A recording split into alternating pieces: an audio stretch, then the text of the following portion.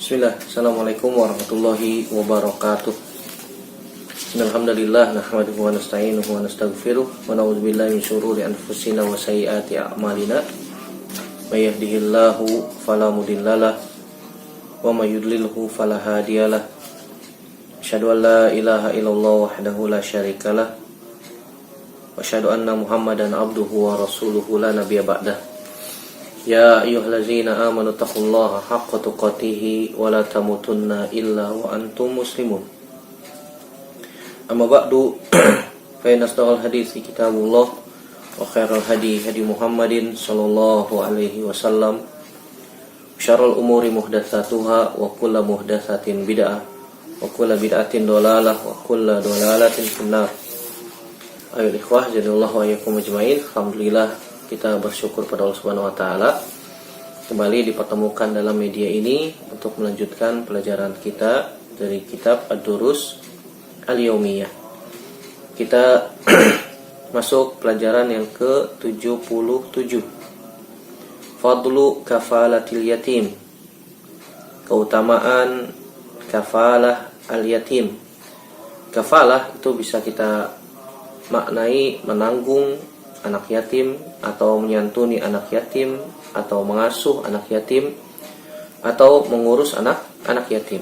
Jadi keutamaan menanggung anak yatim, atau keutamaan menyantuni anak yatim, keutamaan menanggung atau mengasuh atau menyantuni atau mengurusi anak yatim. Keutamaan menanggung, menyantuni, mengasuh atau mengurus anak yatim. Menanggung atau menyantuni atau mengasuh, mengurusi anak yatim ini merupakan perbuatan yang ihsan, perbuatan yang baik bagi siapa saja yang melakukannya, maka akan mendapatkan ganjaran yang sangat besar, bahkan akan dimasukkan ke dalam surga dan bersama Nabi Shallallahu Alaihi Wasallam di surga. Dan Islam sangat menganjurkan, bahkan Rasulullah Shallallahu Alaihi Wasallam di dalam hadisnya menyebutkan bahwasanya orang yang menanggung atau menyantuni atau mengasuh anak yatim diibaratkan oleh Nabi Shallallahu Alaihi Wasallam seperti jari telunjuk dengan jari tengah. Kemudian Nabi Shallallahu Alaihi Wasallam merenggangkan kedua jarinya. Dan Islam sangat memperhatikan anak yatim, karena anak yatim adalah anak yang lemah. Kenapa lemah? Karena orang tuanya atau bapaknya sudah tidak ada. Oleh karena itu tidak boleh kita menghinakan, tidak boleh kita menghardik anak yatim. Bahkan kita tidak boleh memakan harta anak yatim, dan hukumnya haram. Nanti kita akan bahas ayatnya atau hadisnya yang menyebutkan tentang masalah tersebut. Adapun pengertian anak yatim disebutkan oleh para ulama, al-yatim huwa man mata abuhu wa huwa shagir. Man mata abuhu wa huwa shagir. Siapa saja yang meninggal bapaknya dalam keadaan masih kecil. Dalam pengertian yang lain disebutkan oleh para ulama, man mata abuhu walam yablugh. Siapa saja yang meninggal bapaknya dan dia belum balik. Jadi ini batasan barometer anak yatim adalah yang meninggal bapaknya, dan ketika itu dia masih kecil, dan ketika itu dia belum balik, maka itu disebut anak yatim. Adapun yang meninggal ibunya, maka bukan disebut yatim. Walaupun di negeri kita, di Indonesia, ada dikenal dengan istilah piatu ya. Tapi di dalam Islam tidak dikenal istilah piatu, tetapi hanya dikenal istilah yatim. Dan kita dianjurkan untuk berlemah lembut, menyantuni anak yatim. Kenapa? Karena bapaknya sudah tidak ada. Bapaknya yang tempat mencari nafkah, bapaknya tempat sebagai tulang punggung keluarganya sudah tidak ada. Oleh karena itu dianjurkan oleh Islam untuk menanggung anak yatim atau menyantuni anak yatim. Adapun jika seorang ibunya atau ibunya telah tiada, maka masih ada yang menanggung di dalam keluarga tersebut, yaitu seorang ayah, seorang bapak yang menjadi tulang punggung yang mencari nafkah untuk keluarga, masih ada. Adapun seorang ibu, jika suaminya meninggal atau seorang anak yang bapaknya meninggal, maka tulang punggung keluarganya sudah tidak ada. Adapun ibu tidak mampu untuk mencari nafkah di luar karena sifat wanita yang lemah dan seterusnya, sehingga Islam menganjurkan untuk berlemah lembut, menyantuni atau menanggung anak-anak yatim. Dan tadi sudah kita sebutkan barometer batasan anak yatim adalah man mata abuhu wa huwa shagir, man mata abuhu wa lam yablugh, yang meninggal bapaknya dan dia dalam keadaan masih kecil atau belum balik. Adapun anak-anak yang sudah balik maka tidak disebut yatim. Tidak disebut yatim. Anak-anak yang sudah balik, yang sudah besar, yang sudah dewasa, maka tidak disebut yatim karena mereka sudah balik dan rata-rata mereka sudah mampu untuk mandiri. Bahkan mereka di antara mereka ada yang sudah bisa mencari nafkah untuk membantu keluarganya. Pada kesempatan kali ini kita akan bacakan ayat-ayat ataupun hadis Nabi Shallallahu Alaihi Wasallam yang berisi anjuran untuk berbuat baik, berlemah lembut, menanggung atau menyantuni anak-anak yatim. Yang pertama, dalam surat Ad-Duha ayat 9, Allah Subhanahu wa taala berfirman, "Fa ammal yatima fala taqhar." Fa ammal yatima fala taqhar. Adapun terhadap anak yatim maka tidak boleh kita taqhar, tidak boleh kita menghardik, tidak boleh kita berlaku keras, berlaku tidak santun. Bahkan kita dianjurkan untuk berlemah lembut kepada anak-anak yatim. Begitu juga di dalam surat Al-Insan ayat 8, Allah Subhanahu wa taala mengatakan, wa yut'imuna at-ta'ama 'ala hubbihi miskinan wa yatiman wa asira, dan memberikan makan, dan mereka senantiasa memberikan makanan ala hubbihi kepada orang-orang yang dicintainya, orang-orang miskin, anak-anak yatim, dan orang-orang yang tertawan. Orang-orang yang tertawan. Allah Subhanahu wa taala sangat mencintai orang-orang yang lemah lembut kepada sesama hamba. Dan di dalam hadis Nabi Shallallahu Alaihi Wasallam mengatakan, "Wallahu fi aunil abdi, maka al abdu fi auni akhihi." Allah Subhanahu Wa Taala senantiasa menolong seorang hamba selama seorang hamba tersebut menolong sesama hamba, saling tolong menolong, saling memberikan makan, saling membantu atau memberikan pertolongan, mengurangi beban masalah, memberikan pinjaman hutang bagi orang-orang yang membutuhkan biaya. Ini semuanya al-jaza min jinsil amal. Wa yut'imuna at-ta'ama 'ala hubbihi miskinan wa yatiman wa asira. Allah Subhanahu wa taala sangat mencintai orang-orang yang senantiasa memberikan makanan kepada orang-orang miskin, kepada anak-anak yatim, pada orang-orang yang tertawan ataupun orang-orang yang di bawah tanggungan orang lain. Ini ayat-ayat yang berkaitan tentang al-hatsu, yaitu anjuran agar kita menanggung, menyantuni anak-anak yatim atau orang-orang yang lemah. Adapun hadis Nabi Shallallahu Alaihi Wasallam yang menunjukkan bahwasannya kita diperintahkan untuk menyantuni atau menanggung atau mengurus anak yatim semampu kita adalah hadis Sahal bin Sa'ad radhiyallahu taala anhu yang diriwayatkan Imam Bukhari. Nabi Shallallahu Alaihi Wasallam mengatakan, "Ana wa kafilul yatimi fil jannati hakadha, wa syara bis sababati wal wusta wa farraja bainahuma." Akhrajahu al-Bukhari. Kata Nabi SAW, "Ana wa kafilul yatim." Aku dan orang yang menanggung anak yatim. menanggung anak yatim atau mengurusi anak yatim atau menyantuni anak yatim. Fil jannah, di dalam surga, hakadha, seperti ini. Kemudian Nabi SAW asyara bis sababah, kemudian Nabi SAW mengisyaratkan dengan jari telunjuk, wal wusta, dan jari tengah, wa farraja bainahuma, kemudian Nabi SAW merenggangkan kedua jarinya. Artinya Nabi SAW memberikan motivasi kepada kita umatnya untuk senantiasa berbuat baik kepada anak-anak yatim, menyantuni mereka, menanggung mereka, mengurusi mereka semampu kita. Kata Nabi SAW, aku dan orang-orang yang menanggung anak yatim di surga, berarti masuk surga. Keutamaan orang-orang yang senantiasa mengurusi anak yatim, menanggung, menyantuni anak yatim, kata Nabi SAW, akan masuk surga. Fil jannah, hakadha, seperti ini. Kemudian Nabi SAW mengisyaratkan jari telunjuk dengan jari tengah, wafarroja bainahuma, kemudian merenggangkan di antara keduanya. Artinya dekat. Nabi SAW mengisyaratkan jari telunjuk dengan jari tengah, ini menunjukkan dekat.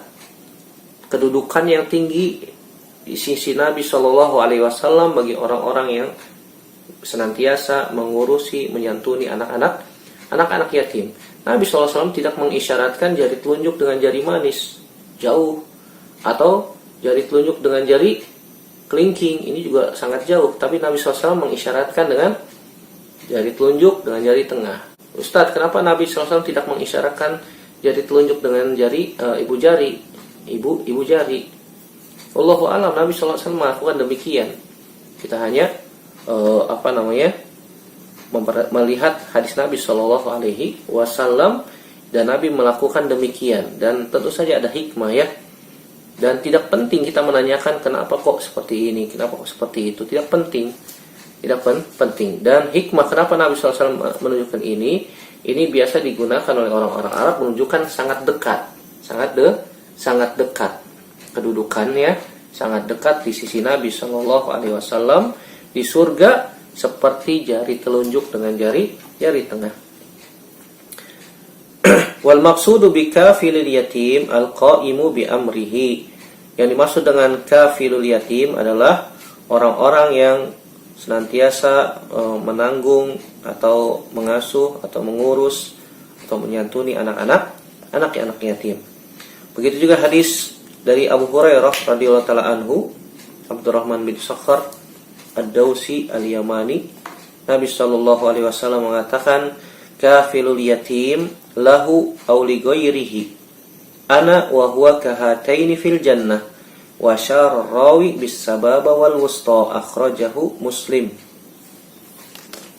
Kata Nabi SAW, kafilul yatim, orang-orang yang mengurusi anak yatim, orang-orang yang menyantuni atau menanggung anak-anak yatim, lahu aw li ghairihi, maksudnya adalah sangat dekat kedudukannya di sisi Nabi SAW.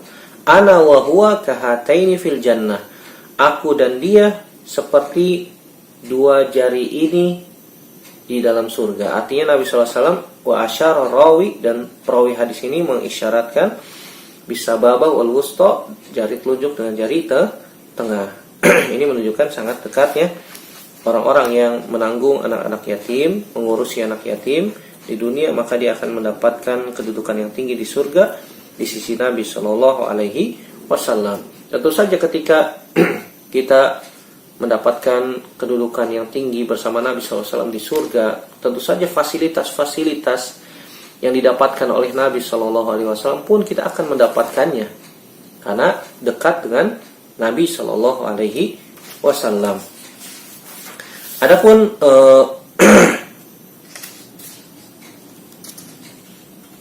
hal yang perlu diperhatikan dalam masalah ini yaitu jika seorang anak yatim memiliki harta warisan yang banyak.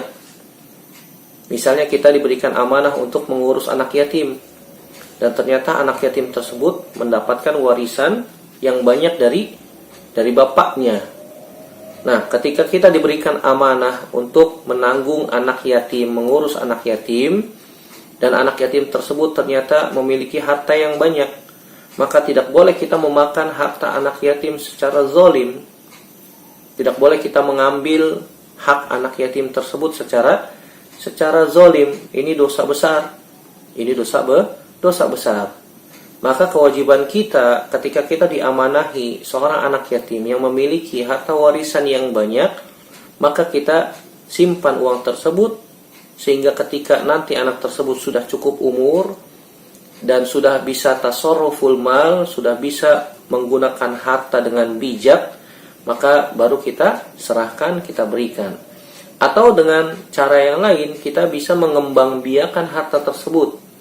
Misalnya kita buka untuk usaha, beli toko atau beli tempat usaha tertentu, kemudian kita kembangkan usaha tersebut sampai maju. Atau kita belikan hewan ternak seperti kambing atau sapi, kemudian kita ternak sampai berkembang biak menjadi banyak. Nah, ketika anak yatim tersebut sudah dewasa, sudah mampu untuk mengelola harta, maka baru kita beritahu bahwasanya ini adalah harta kamu yang sudah kita kembang biakan dan sudah kita tanam sahamnya di sebuah restoran kah, atau rumah makan kah, atau toko kah, atau kita buat usaha secara mandiri. Adapun orang-orang yang memakan harta anak yatim secara zalim, maka Allah Subhanahu wa taala ancam dengan api neraka. Sebagaimana dalam surat An-Nisa ayat 10, Allah Subhanahu wa taala mengatakan, innal ladzina ya'kuluna amwalal yatama zulman innama ya'kuluna fi butunihim nara wa sayaslawna sa'ira.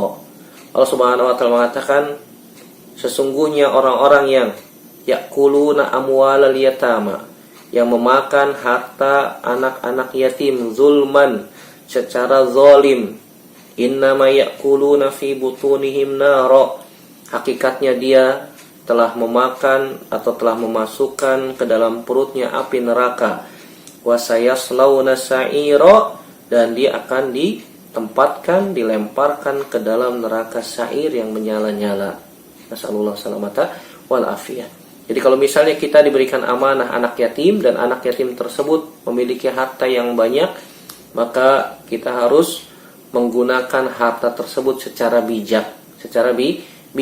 Kalau perlu kita nggak perlu menggunakan harta anak yatim tersebut, kita ambil dari harta kita. Toh kita akan mendapatkan pahalanya di sisi Allah Subhanahu wa taala. Toh kita akan mendapatkan surga. Toh kita akan mendapatkan derajat yang tinggi di surga di sisi Nabi Shallallahu Alaihi Wasallam. Ngapain kita ngambil harta anak yatim tersebut yang bukan hak kita? Kecuali kalau misalnya yang mengurus anak yatim tersebut orang yang fakir, orang yang miskin, sedangkan anak yatim tersebut memiliki harta warisan yang sangat banyak. Maka sebagian ulama mengatakan boleh menggunakan harta anak yatim tersebut secukupnya saja. Artinya nggak boleh berlebihan. Secukupnya artinya sekedar kita bisa makan bersama anak tersebut, itu sudah cukup. Yang paling baik, yang paling ahsan, kita mengembangbiakan harta tersebut, kita gunakan modal untuk usaha. Ingat ya, usaha ini modalnya berasal dari anak tersebut, kita yang menjalankan. Yang nantinya usaha tersebut akan menjadi hak milik anak yatim tersebut ketika mereka sudah besar, ketika mereka sudah bisa tasarruful mal, bisa mengelola harta. Adapun kita hanya pengelola, kalau misalnya kita diberikan bagian oleh anak tersebut, alhamdulillah. Kalau tidak diberikan bagian, maka tidak masalah, karena memang ini harta mereka. Kecuali kita fakir miskin, kita fakir ataupun miskin, boleh mengambil secukupnya saja.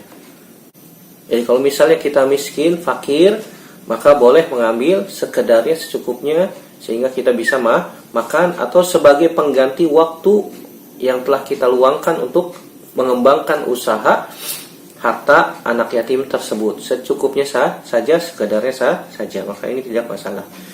Adapun dari hadis Nabi Shallallahu Alaihi Wasallam tentang ancaman orang-orang yang memakan harta anak yatim secara zalim, disebutkan di dalam hadis ini diriwayatkan Imam Bukhari dan Imam Muslim Dari sahabat Abu Hurairah radhiyallahu taala anhu, Nabi SAW mengatakan, "Ijtanibu as-sab'al mubiqat."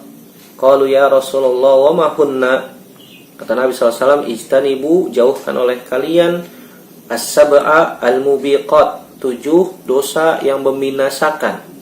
Ingat Nabi SAW ketika menyebutkan angka sab'al mubiqat, 7 dosa yang membinasakan, bukan membatasi hanya 7 saja. Tetapi Nabi SAW fokus di 7 poin ini.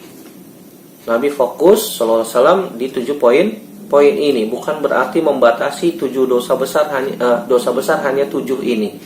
Tapi Nabi SAW fokus pada 7 poin ini. Kemudian para sahabat bertanya, qalu ya Rasulullah wa ma hunna? Apa saja wahai Rasulullah SAW dosa-dosa yang membinasakan tersebut? Kemudian Nabi SAW mengatakan, yang pertama asyirku billah, berbuat syirik kepada Allah Subhanahu wa taala, ini merupakan dosa besar yang paling besar. Wasihru, sihir, ini juga termasuk dosa besar yang besar karena bisa merugikan, memudaratkan manusia, bisa menyebabkan kematian, bisa membuat orang sakit, binasa, menceraikan antara suami dan istri, memisahkan antara orang yang saling mencintai, dan seterusnya. Sehingga ini penyakit dalam masyarakat. Makanya Nabi SAW sebutkan sihir ini termasuk dosa besar. Bahkan bisa menyebabkan pelakunya kufur.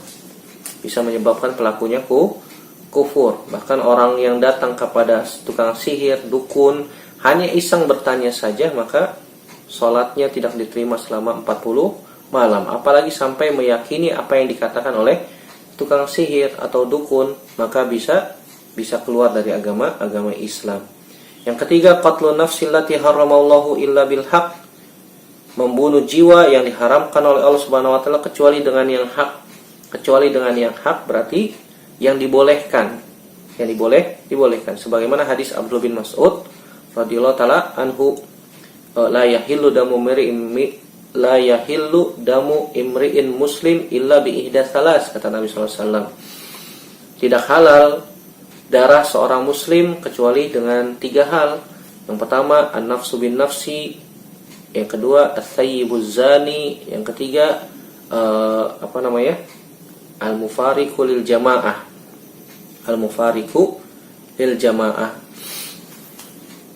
At-tariqu lidinihi tidak halal darah seorang muslim kecuali dengan 3 hal. Yang pertama, as-sayyibuz zani, seorang yang sudah menikah berzina, maka dirajam, boleh dialirkan darahnya. Yaitu yang kedua, an-nafsu bin nafsi, orang yang membunuh kaum orang yang beriman sengaja, maka hukumannya di kisos. Yang ketiga, at-tariqu lidinihi, orang-orang yang meninggalkan agamanya alias murtad, al-mufariqu lil jamaah, yang meninggalkan jamaah kaum muslimin, artinya keluar dari agama Islam, maka hukumannya dipancung, dibunuh. Tentu saja setelah diajak bertaubat kepada Allah Subhanahu wa taala, diajak kembali kepada agama Islam. Kalau dia mau, alhamdulillah. Kalau tidak mau, maka diberi waktu sampai dia mau bertaubat. Jika tidak mau bertaubat juga, maka ini keputusan hakim, keputusan pemimpin tertinggi dalam negara, maka boleh diperangi orang-orang yang murtad. Jadi yang pertama, dosa besar yang membinasakan, syirik. Yang kedua, sihir. Yang ketiga, membunuh jiwa yang diharamkan oleh Allah Subhanahu wa taala. Jiwa-jiwa yang diharamkan oleh Allah Subhanahu wa taala di antara kaum muslimin, orang yang beriman, tidak boleh dialirkan darahnya. Yang kedua, kafir zimmi. Kafir zimmi adalah orang-orang kafir yang tinggal hidup berada di lingkungan kaum muslimin. Yang ketiga, kafir mu'ahad. Kafir mu'ahad, orang-orang kafir yang sedang dalam perjanjian dengan kaum muslimin, seperti utusan-utusan atas duta besar. Ini tidak boleh dibunuh. Yang keempat adalah kafir mustakman. Kafir mustakman adalah orang-orang kafir yang diberikan keamanan oleh pemerintah kaum muslimin. Contohnya misalnya turis atau wisata, turis-turis yang berwisata ke negeri kaum muslimin, mereka diberikan jaminan keamanan oleh negara, maka tidak boleh diganggu. Jadi ini 3. Kemudian yang keempat, aklu riba, yaitu makan harta riba. Yang kelima, wa aklu malil yatim, yaitu makan harta anak yatim. Ini dia yang menjadi syahidnya. Yang kelima, wa aklu malil yatim, makan harta anak yatim. Tentu saja makan harta anak yatim ini secara zolim. Makan harta anak yatim secara zolim termasuk dosa besar. Apalagi tadi tuh anak yatimnya memiliki harta waris yang sangat banyak, maka tidak boleh seorang wali, seorang yang menanggung anak yatim tersebut mengambil harta anak yatim secara zalim. Ini termasuk dosa besar. Yang keenam, at-tawali yaumaz zahfi, yaitu lari dari medan perang. Lari dari medan perang termasuk dosa besar, kecuali dua hal. Dia lari untuk bergabung dengan pasukan yang lain, atau dia lari ke belakang untuk mengatur siasat, maka ini boleh. Bergabung dengan pasukan yang lain di belakang, ini dibolehkan. Bukan lari dari medan perang, kabur, melarikan diri dari medan perang, ini dosa besar. Tapi jika misalnya dia lari ke belakang untuk bergabung dengan pasukan yang lain, atau untuk mengatur siasat, maka ini dibolehkan.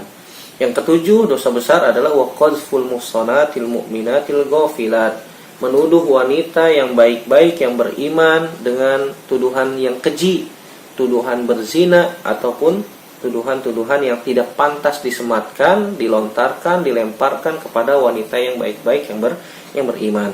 Jadi syahid dalam hadis ini adalah yang kelima, yaitu makan harta anak yatim secara zalim. Adapun faedah yang bisa kita petik dari ayat-ayat atau hadis-hadis yang sudah kita bacakan, bahwasanya yang pertama, fadlu kafalatil yatim wa targhibu fiha, keutamaan mengasuh atau menyantuni atau mengurusi anak-anak yatim. Tentu saja ini keutamaan yang sangat besar. Nabi SAW menjanjikan masuk surga dan derajatnya tinggi di sisi Nabi SAW. Yang kedua, anna zalika sababun lidukhulil jannah wa rif'atid darajati fiha, bahwasanya menanggung anak yatim atau mengurus anak yatim atau menyantuni anak yatim merupakan sebab dimasukkan ke dalam surga dan diangkat derajatnya oleh Allah Subhanahu wa taala di surga. Jadi ini keutamaan yang besar, menanggung atau menyantuni anak-anak yatim. Yang ketiga, anadzalika yashmulul yatim walau kana qariban. Yang yatim yang dimaksud di sini adalah secara umum yatim siapa saja, walaupun dia kerabat. Walaupun dia kerabat, misalnya kita punya keponakan kita bapaknya meninggal, atau saudara kandung kita meninggal, kemudian dia memiliki anak, nah anak tersebut menjadi yatim. Tentu saja ini lebih utama lagi karena ada jalur nasab, ada hubungan kerabat. Nah ini tentu saja lebih utama. Dan yang terakhir, bahwasanya anak yatim itu bukan anak kandung. Terkadang kaum muslimin karena salah faham, mereka menisbatkan anak asuh atau anak yatim yang mereka tanggung di rumah dinisbatkan kepada namanya. Misalnya anak yatim tersebut namanya Muhammad bin Fulan, dinisbatkan kepada kita. Tentu saja ini tidak benar. Anak yatim itu bukan anak kandung kita. Tentu saja ketika dia bukan anak kandung kita, tidak ada hak waris. Tidak ada hak waris. Kita tidak mewarisi mereka, mereka juga tidak mewarisi kita. Begitu juga mereka bukan mahram. Kalau misalnya anak yatim yang kita asuh adalah laki, bukan mahram terhadap istri kita, bukan mahram terhadap anak-anak perempuan kita, bukan mahram. Kalau misalnya anak yatim tersebut wanita, dia bukan mahram kepada atas kita, dia bukan mahram kita. Ini yang perlu diperhatikan. Tidak boleh kita menisbatkan anak yatim itu kepada nama kita. Misalnya Fulan bin Fulan, dinisbatkan nasabnya kepada kita. Ini nggak boleh. Sebagaimana Nabi SAW pernah menasabkan Zaid bin Muhammad, karena sudah dianggap anak kandung, padahal anak angkat, anak asuh, sampai para sahabat menyebutnya Zaid bin Muhammad. Kemudian Allah Subhanahu wa taala menegur Nabi Shallallahu Alaihi Wasallam. Ini pembahasan yang bisa kita bahas pada kesempatan kali ini yang berkaitan tentang anak yatim. Bahwasanya kita dianjurkan oleh Nabi SAW untuk berbuat baik kepada anak yatim, mengurusi anak yatim, menyantuni anak yatim, dan tidak boleh kita memakan harta mereka secara zalim jika mereka memiliki harta yang banyak. Dan tadi sudah kita sebutkan secara ringkas, semoga bermanfaat insyaallah taala. Demikian yang bisa kita bahas pada kesempatan kali ini. Semoga bermanfaat. Yang benar datangnya dari Allah Subhanahu wa taala saja, yang salah murni dari saya pribadi. Kita bertaubat kepada Allah Subhanahu wa taala dari kesalahan-kesalahan kita, dan semoga Allah Subhanahu wa taala memasukkan kita semua ke dalam surganya tanpa hisab dan tanpa azab. Dan semoga Allah Subhanahu wa taala memudahkan kita untuk beramal ilmu yang telah kita dapatkan, dan semoga Allah Subhanahu wa taala memberikan kita taufik agar kita ditutup umur kita dengan husnul khatimah. Amin ya rabbal alamin. Kita tutup. Subhanakallahumma wa bihamdika asyhadu an la ilaha illa anta astaghfiruka wa atubu ilaik. Wassalamualaikum warahmatullahi wabarakatuh.